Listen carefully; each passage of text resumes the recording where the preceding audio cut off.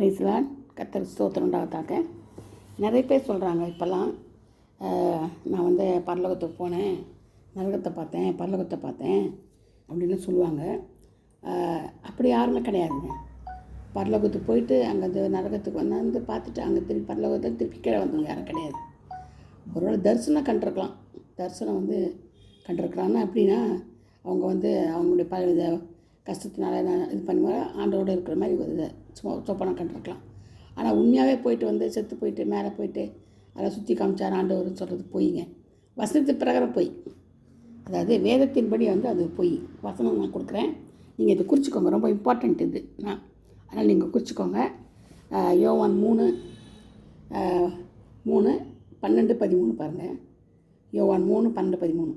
பூமிக்கடுத்த காரியங்களை நான் உங்களுக்கு சொல்லியும் நீங்கள் விசுவாசிக்கவில்லையே, பரம காரியங்கள் உங்களுக்கு சொல்வேனானால் எப்படி விசுவாசிப்பார்கள்? பரலோகத்திலிருந்து இறங்கினவரும் பரலோகத்தில் இருக்கிறவருமான மனுஷகுமாரனை அல்லாமல் பரலோகத்துக்கு ஏறினவன் ஒருவனும் இல்லை. புரியுதுங்களா? பரலோகத்துக்கு ஏறி போனது யாருமே கிடையாதுங்க. ஆண்டவரே சொல்கிறார். எப்படி போக முடியும்? நான் செத்து போயிட்டு பரலோகத்துக்கு ஆண்டவனை கூப்பிட்டு போனாரே, எப்படி போக முடியும்? அது வசனம் சொல்லலையே. வசனம் என்ன சொல்லுது? பரலோகத்துக்கு போன ஒருவனும் இல்லை, பரலோகத்திலிருந்து இறங்கினவரும் பரலோகத்தில் இருக்கிறவருமான அவரை தவிர யாருமே என்ன செய்யலாம் போகலையாம். அதே சொல்கிறாரு, பரலோகத்தில் இருக்கிறவருமான மனுஷகுமாரனை அல்லாமல். இறங்கினவரும் அவர் தானா, பரலோகத்துக்கு போகிறவன் இருக்கிறவனும் அவர் தானா, பரலோகத்துக்கு ஏறினவன் ஒருவனும் இல்லையே, வேறு யாரும் இல்லையன்றார். அது மட்டும் இல்லை பாருங்கள், தன்னை விசுவாசிகள் வந்து கெட்டு போகாமல் நித்திய ஜீவனை முடிக்க உயர்த்தப்பட வேண்டுமா அவர் சொல்கிறார். இன்னொன்றில் பார்த்தீங்கன்னா, இன்னொரு வசனம் குறித்து வச்சுக்கோங்க ப்ளீஸ், தயவுசெய்து குறித்து வச்சுக்கோங்க. இதெல்லாம் கிடைக்கக்கூடாத வசனங்கள். அதனால் வந்து ரோமர் 10:6-7 பாருங்கள். ரோமர் 10:6-7 நிறைய வசனங்கள் கொடுக்குறேன், நீங்கள் அப்புறம் பார்த்துக்கோங்க. விசுவாசத்தினால் உண்டாகும் நீதியானது கிறிஸ்துவை இறங்கி வர பண்ணும்படி பரலோகத்துக்கு ஏறினவன் யார்? பார்த்தீங்களா? விசுவாசத்தினாலாகும் நீதியானது கிறிஸ்துவை இறங்கி வர பண்ணும்படி பரலோகத்துக்கு ஏறினவன் யார்? இவட இறங்கி வர முடியும்? ஆண்டவர் வந்து கூப்பிட்டு போகிறாரா? கீழே வந்து இறங்கி கூப்பிட்டு போகிறாரா கேட்குறாங்க பாருங்கள். அவரே சொல்கிறாரு, கிறிஸ்துவை இறங்கி வர பண்ணும்படி பரலோகத்துக்கு ஏறினவன் யார்? அல்லது கிறிஸ்துவை மரித்தோரிலிருந்து ஏறி வர பண்ணும்படி பாதாளத்துக்கு இறங்குகிறவன் யார் என்று என் உள்ளத்திலே சொல்லாதிருப்பாயாக என்று சொல்லுகிறதுமன்றி இந்த வார்த்தை உனக்கு சமீபமாய் உன் வாயிலும் உன் இதயத்திலும் இருக்கிறது என்றும் சொல்லுகிறது. இந்த வார்த்தை நாங்கள் பிரதித்த விசுவாசத்தின் வார்த்தையே என்னவென்றால், கர்த்தராக இயேசுவை உன் வாயினாலே அறிக்கிட்டு தேவன் அவரை மரித்தோரிலிருந்து எழுப்பினார் என்று உன் இதயத்தில் விசுவாசித்தால் ரட்சிக்கப்படும். அதுதான் ரட்சிப்பு. அதை விட்டுட்டு இறங்கி போனார், ஏறி வந்தார், அதெல்லாம் கிடையாது. அப்படி இல்லவே இல்லைன்றார். ஆண்டவர் சொல்கிறாரு. யார் ஏறினதுன்னு கேட்குறாரு. பாதாளத்துக்கு இறங்குறோன்னு யாருன்னு கேட்குறாரு. அப்போது அதுலேருந்து நமக்கு என்ன தெரியுது? அப்போ யார் பாதாளத்தில் இறங்கணும் இல்லை, பரலோகத்துக்கு இறங்கணும் இல்லை பார்த்துக்கலாம் கிடையாது. ஆனால் அது வந்து ஒரு இமேஜினேஷன் தான். அவங்க ஒரு இமேஜினேஷனில் ஒரு கனவு போல் கண்டிருப்பாங்க. அது அவங்க விசுவாசத்துக்கு நல்லது தான், இல்லைன்னு சொல்லலை. ஆனால் இப்படி உண்மையாகவே போய் ஆண்டவர் கூப்பிட்டு போயிட்டு செத்த பிறகு பரலோகத்துக்கு போயிட்டு எதாவது சுற்றி காமிச்சு அப்புறம் அனுப்பவே மாட்டார். சரிங்களா? ஒன்ஸ் போனது தான், எங்கே போனாலும் தெரியும். அது மட்டும் இல்லை, நான் குறிச்சிக்கோங்க, படிக்க டைம் இல்லை. நீதிமொழிகள் 30:4, அப்போஸ்தலர் 2:34-35, கலாத்தியர் 1:7-8, 2 தெசலோனிக்கர் 2:10-12. அதாவது சத்தியத்துக்கு சாய்க்கணும், செவி சாய்க்கணும் தான் முடியும். வேறு யாருமே முடியாது. சத்தியத்துக்கு செவி சாய்க்கணும். மத்தேயு 10:5-6, மத்தேயு 10:15, வெளிப்படுத்தல் 1:18 கூட சொல்லப்பட்டிருக்குது பாருங்கள். வெளிப்படுத்தல் 1:18 கூட சொல்லப்பட்டிருக்கு. வெளிப்படுத்தல் 9:1, வெளிப்படுத்தல் 20:1-12. இந்த மாதிரி நிறைய காரியங்கள் வந்து ஆண்டவர் சொல்கிறாரு. நம்ம பார்க்கணுன்னா வசனத்தின் பிரகாரம் தான் நம்ம பார்க்கணும். வசனத்துக்கு மீறி நம்ம வந்து வாய்க்கு வந்ததெல்லாம் வளரக்கூடாது. நிறைய பேர் வந்து அதை நம்பிடுவாங்க. நம்பிட்டு என்ன பண்ணுவாங்க, வெளியே போயிடுவாங்க. வேதத்தை ரொம்ப கஷ்டமாக இருக்குது இந்த உபதேசம் சொல்லிட்டு நிறைய பேர் வெளியே போயிடுவாங்க. அப்படி இருக்கக்கூடாது. ஆண்டவர் வந்து லகுவாக தான், என்னக்கும் லகுவாக மெதுவாக இருக்குதுன்றார். அப்போது அவரே அதை தூக்கும்போது நமக்கு என்ன தூக்குறதுக்கு இல்லையா? ஐஸ்வர்யானோ ஒட்டகம் கூட ஊசி காதில் போயிடுவோம், ஐஸ்வர்யா போக மாட்டோம் பரலோகம்னு சொல்லப்பட்டிருக்குது. அது மாதிரி நம்மளை வந்து ஆண்டவர் வந்து கூட்டின்னு போயிட்டு இறங்கி மேலே கொண்டு போயிட்டு எல்லாம் காமிச்சிட்டு வந்து அந்த ஊர்வலம் அனுப்ப மாட்டார். ஏன்னா இதுப்பா நம்மளுக்கு அது என்ன, அது நம்ம என்ன சொல்கிறது, அது நிறைய பேர் இப்போ எழும்பியிருக்கிறாங்க. நான் இங்கே பார்த்தேன், நான் அங்கே பார்த்தேன், நான் தான் இயேசு ஒருத்தவன் சொல்லியிருக்கிறான். இப்போ நிறைய பேர் சொல்லியிருக்கிறாங்க.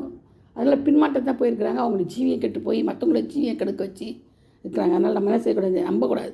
அவங்க சொல்கிறத நம்பவே கூடாது. வேதத்தை ஆராய்ஞ்சு பார்த்து வசனம் இருக்குதா உட்காருங்க, முழங்கால் படிடுங்க. ஆண்டவர் இது மாதிரி சொல்கிறாங்க, இது உண்மையாக பொய்யான்னு சொல்லிட்டு ஆண்டவரை கேளுங்க. பேசுகிற தெய்வம். நம்முடைய தெய்வம் வந்து பேசும். பேசாத கல் மரமும் மண்ணும் கிடையாது, களிமண் கிடையாது. பேசுகிற தெய்வன். நீங்கள் என்ன பேசுகிறீங்களோ அதை பேசுவார், பதில் கேட்ட சொல்லுவார். அமைதியாக இருந்து கேட்கணும், இருதயத்தை ஃப்ரீயாக வச்சுட்டு கேட்கணும், அபிஷேகத்தில் கேட்கணும், அந்நிய பாஷையில் கேட்கணும். எல்லாம் உங்களுக்கு சொல்லித் தருவாங்க. ஒவ்வொரு காரியங்களிலும் வெளிப்பாடு வெளிப்பாடு வெளிப்பாடு சொல்லிக்கிட்டே இருப்பார். உங்களுக்கு அவ்வளோ நன்மையாக தான் முடிப்பார். அதை விட்டுட்டு ஆண்டவர் வந்து மற்ற காரியங்களெல்லாம் இது பண்ண மாட்டார். அதை நம்பாதீங்க, அந்த காரியங்கள் நம்பாதீங்க. பரலோகத்துக்கு போகணுன்னா நான் போன மிச்சத்தில் கொடுத்த பாருங்க, அந்த கட்டளைக்கு கீழ்ப்படிக்கணும். ரெண்டாவது, பரலோகத்தை நரகத்தை யாரும் பார்த்தது கிடையாது. ரெண்டாவது, பரலோகத்துக்கு இதுக்கும் போயிட்டு இங்கேயும் பரலோகத்தில் இந்த பிச்சை பார்த்தேன், அந்த எல்லாம் வந்து பொய். அது இவங்க இமேஜினேஷன் போய் சொல்கிறாங்க, சொந்தத்தில் எடுத்து போய் சொல்கிறவங்க இவங்கெல்லாம். அதனால் ஒருவேளை கனவு கண்டிருக்கலாம், ஒரு ஆசைக்கு என் பரலோகம் போய்ட்டு வந்து கனவு கண்டிருக்கலாம்.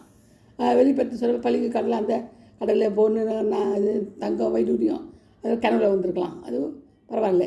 ஆனால் வந்து போயிட்டு வந்தேன்னு சொல்கிறேன்னு பாருங்க, அந்த மாதிரி சொல்லாதீங்க. அது வந்து ஒரு பாவம். ஏன்னா ஆண்டவரே சொல்லலையே, ஏறி போனவன் யார் இறங்கி வர சொன்னது யாருன்னு கேட்குறாரு.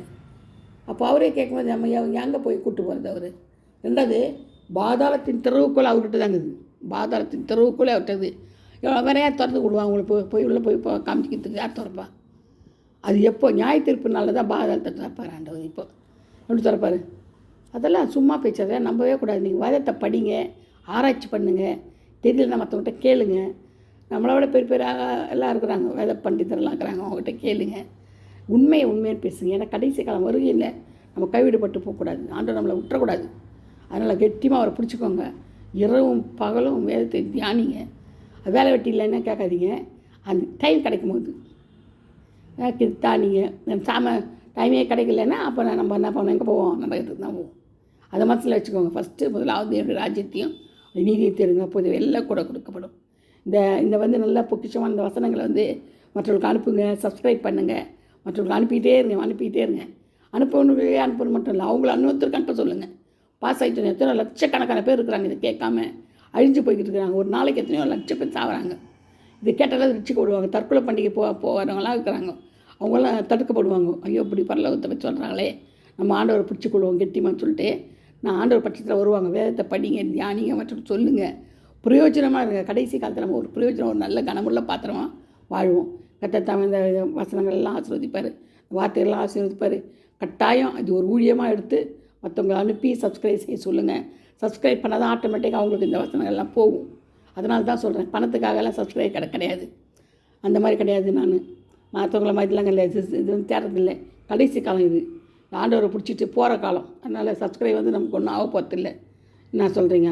அதனால் நீங்கள் பாருங்கள், மற்றவர்களுக்கு போகணும் வசனம்னா சப்ஸ்கிரைப் பண்ணால் தான் அவங்களுக்கு போகும். நீங்கள் ஃப்ரெண்ட்ஸ்க்கு எல்லாருக்கும் சொல்லுங்கள், கொலீக்ஸ்க்கெல்லாம் சொல்லுங்கள், ரிலேஷன்ஸுக்கு சொல்லுங்கள். ஏன்னா அவங்களும் தப்பிக்கணும். கர்த்தர் வசனத்திலேருந்து இதுலேருந்து தப்பிச்சுக்கொள்ளணும், அவர் பிடித்துக்கொள்ளணும். அவர் தான் நம்முடைய ராஜா. மேகத்தில் வரப்போகிறாரு, அதி சீக்கிரத்தில் வரப்போகிறாரு. அதனால் பாவங்களெல்லாம் அறிக்கிடுவோம். இன்றைக்கு நிமிஷம் வரல நம்ம செஞ்ச பாவத்தில் அறிக்கிட்டு கர்த்தரோட ஐக்கியமாகவும் இந்த இரவில் வந்தால் நம்ம செய்யணும், போகிறதுக்கு தயாராக இருக்கணும். கர்த்தர் தாமே இந்த வார்த்தையில் ஆசீர்வதிப்பாராக. ஆமீன். Hallelujah. Praise the Lord. God bless you all.